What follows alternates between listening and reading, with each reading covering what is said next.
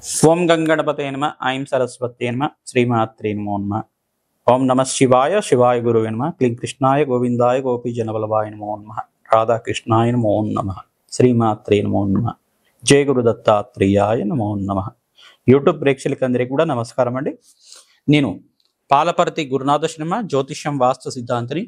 మీకంతా కూడా గోచార ఫలితాలంతా కూడా విశ్లేషణ చేయడం జరుగుతుంది. ప్రధానంగా చూసుకుంటే ఈ యొక్క విశ్వవసన సంవత్సరంలో ప్రధానంగా గృహయోగం సిద్ధించాలి, తీరని కలగా ఉండే గృహయోగము, స్వగృహయోగం అంతా కూడా సిద్ధించాలి అని చెప్పేసి అంటే కనుక మేషాది ద్వాదశ రాశుల వాళ్ళకి ఏ గ్రహాల యొక్క కారకత్వంగా మీకు అంతా కూడా శీఘ్రంగా గృహయోగం సిద్ధించడానికి అవకాశం ఉంటుందో తెలుసుకోవడం జరుగుతుంది.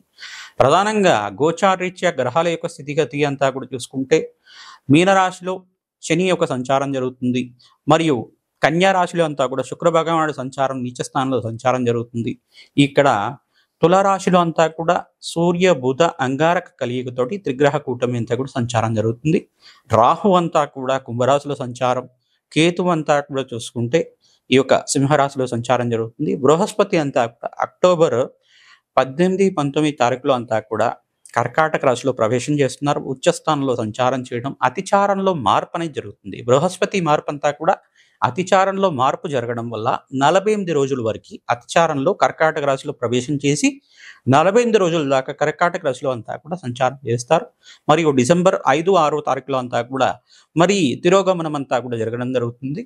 మళ్ళీ 6 నెలల వరకు అంతా కూడా ఈ యొక్క స్థిరంగా అంతా కూడా రాశిలో సంచారం చేయడం, మిథున రాశిలో సంచారం చేయడం జరుగుతుంది. ఈ యొక్క సంచారం అంతా కూడా చూసుకుంటే బృహస్పతి మార్పు విశేషంగా జరుగుతుంది. మరియు శనిశ్వరుడు యొక్క దశమ దృష్టి అంతా కూడా ధనుసు రాశి మీద పడడం, మరియు ఇక్కడ త్రిపాద దృష్టి అనేది ఉంటుంది, 3వ రాశి మీద అనేది పడడం జరుగుతుంది. మీనరాశి నుంచి 3వ రాశిలో అంతా కూడా సంచారం, ఈ యొక్క దృష్టి అంతా కూడా జరుగుతుంది. ఈ యొక్క గ్రహాల యొక్క స్థితి అంతా కూడా ఈ రకంగా ఉంది. ప్రధానంగా చూసుకుంటే ఈ యొక్క స్థిర ఆస్తి, భూమి యోగం కానీ, ఈ యొక్క స్థిర ఐశ్వర్యం సిద్ధించడానికి, స్థిరంగా మీకంతా కూడా గృహయోగం సిద్ధించడానికి, తీరని కలగా ఉండే అందరికీ మానవాళికంతా కూడా తీరని కలగా మంచి స్వగృహంలో నివాసంగా ఉండాలి, మంచి సొంతిల్లు అనేది ఉండాలి. సొంతిల్లు ఎప్పుడు లభిస్తుంది, ఏ దశలో లభిస్తుంది అనేది తెలుసుకోవడం జరుగుతుంది. లగ్న ప్రకారంగా చూసుకుంటే లగ్న చక్రవశాత్తు ఈ యొక్క జాతకాన్ని పరిశీలన చేసుకోవడం జరుగుతుంది. మకర రాశి జాతకులకి గోచార రీత్యా మీకంతా కూడా గ్రహాల యొక్క స్థితిగతి అనుకూలించినప్పుడు గృహయోగం సిద్ధిస్తుంది. ఏ రకంగా సిద్ధిస్తుంది అనేది తెలుసుకోవడం జరుగుతుంది. జాతక రీత్యా అసలు ఎప్పుడు గృహయోగం సిద్ధిస్తుంది, తీరని కలగా ఉండే సొంతింటి కళ నెరవేరడానికి ఎటువంటి పరిష్కారం ఆచరించాలో తెలుసుకోవడం జరుగుతుంది. లగ్నం తెలిసి ఉంటే కనుక లగ్నాన్ని చూసుకోవాలి. రాశిని లగ్నంగా భావించి మీరంతా కూడా చూసుకుంటే కనుక ఈ యొక్క మకర రాశి, మకర లగ్న జాతకులు ప్రధానంగా చూసుకుంటే చతుర్థ, నవమ స్థానాలు కేంద్రంగా చూసుకోవాల్సి ఉంటుంది. మరియు దశమ స్థానం కూడా ఈ యొక్క రకంగా ఉందా లేదా చూసుకోవాల్సి ఉంటుంది. ఏకాదశ స్థానంలో పాపగ్రహాల యొక్క కలయిక లేకుండా శుభయోగంగా ఉండి మీకంతా కూడా అనుకూలత ఉంటే కనుక శీఘ్రంగా గృహయోగం చూపించడానికి ఆస్కారం ఉంటుంది. ప్రధానంగా చూసుకుంటే శనీశ్వరుడు మరియు శుక్రుడు, అంగారకుడు, బృహస్పతి మీకంతా కూడా అనుకూలత ఉండాలి. ప్రధానంగా చూసుకుంటే ఇక్కడ బుధుడు కూడా అనుకూలత ఉండాలి. ఎందుకని చెప్పేసి అంటే కనుక ప్రధానంగా ఈ యొక్క సూర్య భగవానుడు అంతా కూడా అష్టమ స్థానాధిపతి అవుతాడు. ప్రధానంగా అష్టమ స్థానాధిపతి సూర్య భగవానుడు యోగకరంగా ఉంటాయి కనుక మీకు స్వగృహ యోగం సిద్ధించడానికి ఆస్కారం ఉంటుంది. మరియు ఇక్కడ చతుర్థాధిపతి అయిన శుక్రుడు, అంగారకుడు యోగకరంగా ఉండాలి. మీకంతా కూడా అంగారకుడి ఫలితం వల్ల, అనంతమైన పుణ్య ఫలితం వల్ల మీకంతా కూడా స్వగృహయోగం సిద్ధించడానికి ఆస్కారం ఉంటుంది. రాష్ట్రాధిపతి, ద్వితీయాధిపతి అయిన శని భగవానుడు కూడా ధనకారకుడు అవుతాడు కావున శని భగవానుడు కూడా యోగకరంగా ఉండాలి. ఈ గ్రహాల యొక్క శక్తి వల్లనే గృహయోగం సిద్ధిస్తుంది, స్థిరాస్తి లభిస్తుంది, మాతృమూలకమైన స్థిర ఐశ్వర్యం లభించడానికి, మీకు ప్రాపర్టీస్ లభించడానికి, పూర్వీకులు సంపాదించిన ప్రాపర్టీస్ లభించడానికి నవమస్థానం కేంద్రంగా చెప్తారు. పితృమూలకమైన ఆర్జితం కానీ, పితృమూలకమైన పూర్వీకుల నుంచి సంపాదించిన స్థిర ఆస్తి కానీ లభించడానికి ఆస్కారం ఉంటుంది. ప్రధానంగా దీనికి పరిష్కారం ఏంటిదంటే కాలభైరవ శాంతి హోమాది కార్యక్రమాలు, లచ్చింగరాదేవి హోమాది కార్యక్రమాలు, సుబ్రహ్మణ్య శాంతి హోమాది కార్యక్రమాలు ఆచరించాలి. ప్రధానంగా ఓం శరవణ భవాయ నమః, ఓం శరవణ భవాయ నమః, ఓం శరవణ భవాయ నమః, ఓం శరవణ భవాయ నమః అనే నామాన్ని కూడా ప్రతినిత్యం కూడా సుబ్రహ్మణ్య నామాన్ని అంతా కూడా స్వామివారికి ప్రీతికరంగా జపాన్ని ఆచరించుకోవడం వల్ల సుబ్రహ్మణ్య స్వామి అనుగ్రహం వల్ల శరవణ భవ నామాన్ని అంతా కూడా జపాన్ని ఆచరించుకోవడం, నామస్మరణం మాత్రం చేతి అనుగ్రహం లభిస్తూ ఉంటుంది.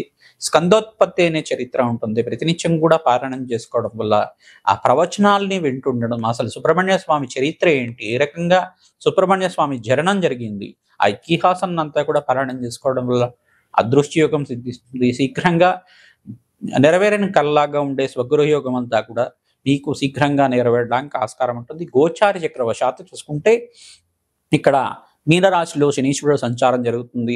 మరియు కర్కాటక రాశిలో అంతా కూడా బృహస్పతి సంచారం అంతా కూడా అతిచారంలో మార్పు జరుగుతుంది. 48 రోజుల దాకా ఉంటుంది. తర్వాత ఉచ్చస్థానంలో సప్తమ స్థానంలో మార్పు చెందుతున్నారు. ఇక్కడ బృహస్పతి అంతా కూడా యోగంగా మారుతున్నారు. తద్వారా గృహయోగం సిద్ధిస్తుంది. గురువుకి, శనీశ్వరుడికి, అంగారకుడికి, శుక్రుడికి, సూర్య భగవానుడికి జప హోమాది కార్యక్రమాలు ఆచరించుకోవడం వల్ల శీఘ్రాతి శీఘ్రంగా స్వగృహయోగం సిద్ధించడానికి ఆస్కారం ఉంటుంది. శుక్రుడు లాభకారి కావున శుక్రుడు యోగకరంగా ఉండాలి. బుధ భగవానుడు కూడా యోగకరంగా ఉండాలి. ఈ యొక్క మిత్రగ్రహాల అనుగ్రహం మరియు చతుర్థ, పంచమ, దశమ స్థానాల్లో గ్రహాలు కనుక అనుకూలిస్తే కనుక శీఘ్రంగా స్వగృహయోగం సిద్ధిస్తుంది. ఆర్థిక కష్టాల నుంచి బయటపడతారు. అదృష్టయోగం కలిసి వస్తుంది. ఆర్థికంగా అష్టైశ్వర ప్రాప్తి లభించడానికి ఆస్కారం ఉంటుంది. తద్వారా మీ జాతకం అంతా కూడా జ్యోతిష పండితులతో విశ్లేషణ చేసుకొని పరిష్కారం చేసుకోవడం వల్ల రాజ్యయోగ కారణం లభిస్తుంది. రాజశ్యామల యజ్ఞాధికృతులు ఆచరించుకోవడం వల్ల అనంత ఐశ్వర్య ప్రాప్తి లభిస్తుంది. అదృష్టయోగం కలిసి వస్తుంది. ఆకస్మిక ధన లాభం సిద్ధిస్తుంది. స్వగృహ లాభాలు గణించడానికి ఆస్కారం ఉంటుంది. ప్రతినిత్యం కూడా మాతంగేశ్వరి ప్రీతికరంగా మీరంతా కూడా రాజశ్యామల యజ్ఞాతిక్రతులు ఆచరించుకోవాలి. ప్రధానంగా భువనేశ్వరి దేవి ప్రీతికరంగా ఈ యొక్క మణిదీపేశ్వరి వర్ణన అంతా కూడా చదువుకోవడం, ప్రతినిత్యం కూడా మణిదీపేశ్వరి యొక్క చరిత్రని పారాయణం చేసుకోవడం వల్ల అమ్మవారి అనుగ్రహం వల్ల శీఘ్రంగా స్వగృహయోగ లాభాలు గణించడానికి ఆస్కారం ఉంటుంది. ఓం హ్రీం మణిదీపేశ్వర్యే నమః. ఓం హ్రీం మణిదీపేశ్వర్యే నమః. ఓం హ్రీం మణిదీపేశ్వర్యే నమః. ఈ నామాన్ని ప్రతినిత్యం కూడా జపాన్ని ఆచరించాలి. వేద పండితులతో కూడా మణిదీపేశ్వరి యొక్క మూలమంత్రం ఉంటుంది. ఆ మణిదీపేశ్వరి మూలమంత్రం బీజమంత్ర సహితంగా ఉంటుంది కావున ఆ మూలమంత్రాన్ని అంతా కూడా జప హోమాది కార్యక్రమాలు ఆచరించుకోవడం వల్ల అదృష్టయోగం కలిసి వస్తుంది. కూష్మాండ దానం చేయాలి. కాలభైరవ స్వామి దేవాలయంలో కూష్మాండ దీపాన్ని తరచూ వెలిగిస్తూ ఉంటాం. రావి చెట్టు దగ్గర ఈ యొక్క ఆవునేత దీపారాధన ప్రతినిత్యం కూడా వెలిగించి 27 ప్రదక్షిణాలు ఆచరించడం వల్ల అదృష్టయోగం కలిసి వస్తుంది. గోమాత సేవ అంతా కూడా చేసుకోవాలి. శనగలు, ఉలవలు, బొబ్బర్లు మరియు కందులంతా కూడా నానబెట్టి గోమాతకు అంతా కూడా తరచుగా సమర్పిస్తూ ఉండడం వల్ల అదృష్టయోగం కలిసి వస్తుంది. మీకంతా కూడా జప హోమాది కార్యక్రమాలు జాతకం చూసి విశ్లేషణ చేయడం జరుగుతుంది. ప్రతినిత్యం కూడా అమ్మవారికి ప్రీతికరంగా ఖడ్గమాల స్తోత్ర పఠనం చేసుకోండి. అదృష్టయోగం కలిసి వస్తుంది. అఖండ లాభాలు సిద్ధించడానికి ఆస్కారం ఉంటుంది. మహాలక్ష్మీదేవి ప్రీతికరంగా తామర పూలతోటి, తేనెతోటి, తెల్ల ఆవాలతోటి, మారేడు దళాలు, మారేడు కాయతోటి ఈ యొక్క హోమాది కార్యక్రమాలు విశేషంగా చేయడం జరుగుతుంది. ప్రధానంగా చూసుకుంటే అమ్మవారికి ప్రీతికరంగా జప హోమాది కార్యక్రమాలు ఆచరించుకోవడం వల్ల అఖండ లక్ష్మీ కటాక్షం లభిస్తుంది. అదృష్టయోగం కలిసి వస్తుంది. స్వగృహ లాభాలు సిద్ధించడానికి ఆస్కారం ఉంటుంది. శ్రీమాత్రే నమః. గృహయోగాలు సిద్ధించాలి అని చెప్పేసి అంటే ప్రధానంగా అంగారకుడు యోగకరంగా ఉండాలి. బృహస్పతి యోగకరంగా ఉండాలి. చతుర్థ, నవమాధిపతులు యోగకరంగా ఉండాలి. మరియు దశమాధిపతి యోగకరంగా ఉండాలి. లగ్న చక్రవశాత్తు ప్రధానంగా చూసుకోవాలి. లగ్నం తెలియకపోతే కనుక రాశి చూసుకొని పరిష్కారం చేసుకోవాల్సి ఉంటుంది అన్నమాట.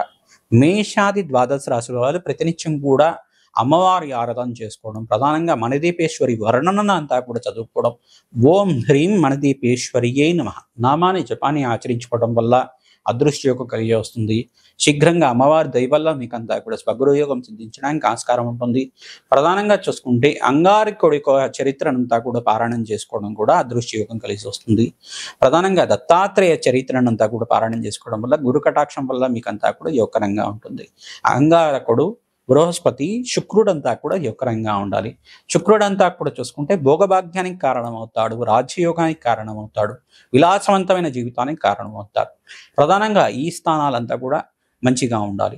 ప్రధానంగా ధనకారకుడైన యోగకరంగా ఉండాలి.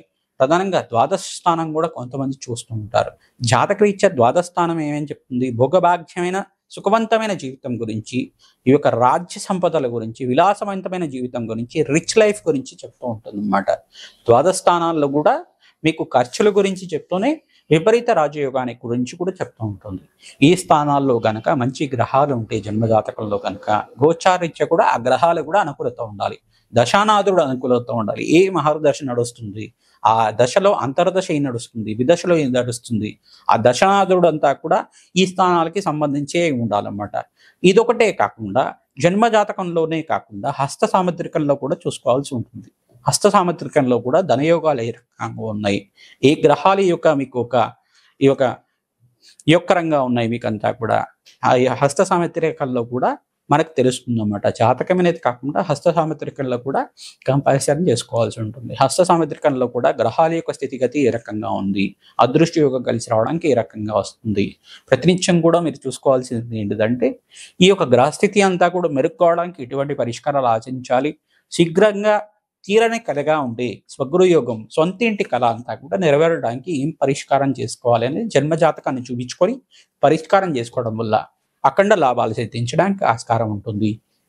మీ దేవాలయ ప్రాంగణంలో ప్రతినిత్యం కూడా రావి చెట్టునంతా కూడా నాటడం, ఆ దేవాలయ ప్రాంగణంలో ప్రతినిత్యం కూడా ఆ చెట్టు అంతా కూడా పెంచి పోషించడం వల్ల అదృష్ట యోగం కలిసి వస్తుంది. దేవాలయంలో ఉండే పూజారి గారి అనుమతి తీసుకోవాలి, కమిటీ వాళ్ళ అనుమతి తీసుకోవాలి. అక్కడ దేవాలయంలో ఈ యొక్క వృక్షాన్ని నాటవచ్చా అని చెప్పేసి అడిగి దాన్ని మీ దగ్గరలో ఉండే దేవాలయంలో ఏ దేవాలయమైనా పర్లేదు రావి చెట్టును అంతా కూడా నాటడానికి, వేప చెట్టును నాటడానికి మరియు ఇక్కడ శమీ వృక్షాన్ని నాటడానికి ప్రయత్నం చేస్తూ ఉండాలి.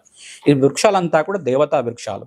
దేవతా వృక్షాలను నాటడం వల్ల అదృష్ట యోగం కలిసి వస్తుంది, అఖండ లాభాలు సిద్ధించడానికి ఆస్కారం ఉంటుంది. ఎవరైతే కనుక ఈ దేవతా వృక్షాలకి ప్రతినిత్యం కూడా పూజ చేస్తూ ఉంటారో మీకంతా కూడా అఖండ లాభాలు సిద్ధించడానికి, ఆకస్మిక ధన లాభం కలగడానికి, అదృష్ట యోగం కలగడానికి, ప్రధానంగా వంశాభివృద్ధి శీఘ్రంగా కలగడానికి, సంతాన యోగం సిద్ధించడానికి, గృహయోగం సిద్ధించడానికి ఆస్కారం ఉంటుంది. ప్రతినిత్యం కూడా భూవరాహ స్వామి చరిత్రని పారాయణం చేసుకోవాలి. మణదీపేశ్వరి వర్ణనంతా కూడా పారాయణం చేసుకోవడం. ఓం హ్రీం మణదీపేశ్వర్యే నమః, ఓం హ్రీం మణదీపేశ్వర్యే నమః నామాన్ని జపాన్ని ఆచరించుకోవడం అదృష్ట యోగానికి కలిసి వస్తుంది. మేషాది ద్వాదశ రాశి వాళ్ళు ఈ పరిష్కారాన్ని ఆచరించండి. మీకంతా కూడా ఆకస్మిక ధనలాభం, ధనయోగం సిద్ధించడానికి ఆస్కారం ఉంటుంది. ప్రధానంగా చూసుకుంటే చతుర్థ పంచమాధిపతులు యొక్కరంగా ఉండాలి, చతుర్థ నవమాధిపతులు దశమాధిపతులు యొక్కరంగా ఉండాలి. చతుర్థంలో కానీ నవమంలో కానీ పాపగ్రహాలు ఉండకూడదు. ఇటువంటి పరిష్కారం అంతా కూడా చూసుకోవాలి. మీ యొక్క జన్మజాతకాన్ని అంతా కూడా జ్యోతిష పండితులతోటి విశ్లేషణ చేసుకొని తగు పరిష్కారం చేసుకోవడం వల్ల జప హోమాది కార్యక్రమాలు, దానా హోమాది కార్యక్రమాలు, తంత్రము మంత్రము యంత్రంతో మీకు అంతా కూడా పరిష్కారం చూపించడం జరుగుతుంది. అదృష్ట యోగం కలిసి వస్తుంది. ప్రధానంగా భూ సంబంధమైన లాభ నష్టాలు కానీ ఏమైనా జరుగుతున్నా, ఆర్థిక సమస్యలు ఉన్నా, కోర్టు కేసులు కానీ ఉన్నా కానీ దానికంతా కూడా ఈ యొక్క జప హోమాది కార్యక్రమాలతోటి మీకు విశ్లేషణ చేసి పరిష్కారం చెప్పడం జరుగుతుంది. ఆర్థిక సమస్యల నుంచి బయటపడడానికి మణదీపేశ్వరి వర్ణన, ఈ యొక్క దేవీ భాగవతం చరిత్ర పారాయణం చేసుకోవడం వల్ల కష్టాల నుంచి బయటపడుతూ ఉంటారు. మణదీపేశ్వరి వర్ణన అంతా కూడా ప్రవచనాలలాగా ఉంటాయి. ఆ ప్రవచనాలంతా కూడా వినడం వల్ల మీకు అదృష్ట యోగం కలిసి వస్తుంది. మణదీపేశ్వరి భువనేశ్వరి రూపంలో ఏ రకంగా స్థిర నివాసంగా ఉంటుంది, మీకంతా కూడా ఏ దేవతలంతా కూడా మణదీపేశ్వరి యొక్క పీఠంలో అంతా కూడా ఉంటారు. మీకంతా కూడా వర్ణన చదువుకోవడం వల్ల ఆకస్మిక ధనలాభం, ధనయోగం సిద్ధించడానికి ఆస్కారం ఉంటుంది. ప్రతినిత్యం కూడా దత్తాత్రేయ స్వామి వారి ఆరాధన, మహాలక్ష్మి ఆరాధన చేసుకోవడం, పరమేశ్వరుడు ఆరాధన విశేషంగా తీసుకోవడం వల్ల చెరుకు రసంతో పరమేశ్వరుడికి అభిషేక హోమాది కార్యక్రమాలు ఆచరించుకోవడం, చెరుకు రసంతో మరియు ద్రాక్ష రసంతో, దానిమ్మ రసంతో అభిషేకాది కార్యక్రమాలు పరమేశ్వరుడికి అంతా కూడా ప్రదోష కాలంలో చేసుకోవడం వల్ల గృహయోగం సిద్ధిస్తుంది, అదృష్ట యోగం కలిసి వస్తుంది. ఆవు పాలతో చేసిన పెరుగన్నంతో హోమాది కార్యక్రమాలు శ్రీసూక్త విధానంగా చేసుకోవడం వల్ల శీఘ్రంగా గృహయోగం సిద్ధిస్తుంది, అష్టేశ్వర ప్రాప్తి కలుగుతుంది. ప్రతినిత్యం కూడా మంగళవారం, గురువారం, శుక్రవారం రోజున మహాలక్ష్మీదేవి ఆరాధన చేయడం, ఖడ్గమాల స్తోత్ర పఠనం చేసుకోవడం మరియు ఆవు పాలు చేసిన బెల్లం పరవాణాన్ని నివేదన చేయడం వల్ల గృహయోగం సిద్ధిస్తుంది. అదృష్టమైన గురు కటాక్షం లభిస్తుంది. మీకంతా కూడా మహాలక్ష్మి అనుగ్రహం వల్ల స్థిరలక్ష్మి స్థిర నివాసంగా ఉంటుంది. మహాలక్ష్మి స్థిర నివాసంగా ఉండడానికి పరిష్కారం అంతా కూడా యొక్కరంగా ఉంటుంది. తామర పూలతోటి, మల్లె పూలతోటి, తులసిమాలతోటి ఈ యొక్క మహాలక్ష్మి ఆరాధన అంతా కూడా విశేషంగా చేసుకుంటూ ఉండాలి. అఖండమైన లక్ష్మీ కటాక్షం లభిస్తూ ఉంటుంది. శ్రీమాత్రేమ.